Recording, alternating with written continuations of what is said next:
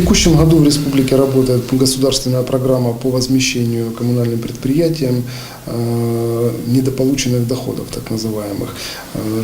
Данное финансирование, в частности, предусматривает и текущие ремонты домов, сооружений, и в том числе мы на объекте на лифте, который один из 10 в городе Краснодонов, который попал под работу данной программы в этом году.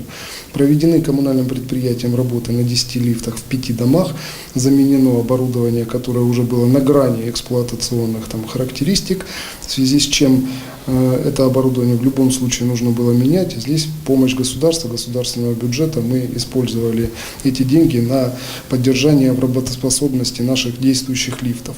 В городе Краснодоне всего 181 лифт, из них работающих всего 79. Поэтому мы всегда стремимся поддержать то хозяйство, которое у нас есть, в надлежащем состоянии, чтобы наши жители, по крайней мере, не почувствовали ухудшения обслуживания коммунальными предприятиями.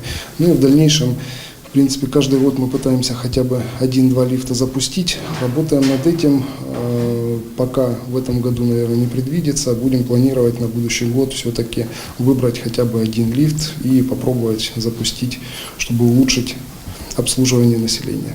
Данный лифт на квартале Шевченко, он у нас был в работе, в эксплуатации. Как я уже говорил, мы проводим текущий ремонт, соответственно, проводим плановое обслуживание нашего лифта действующего.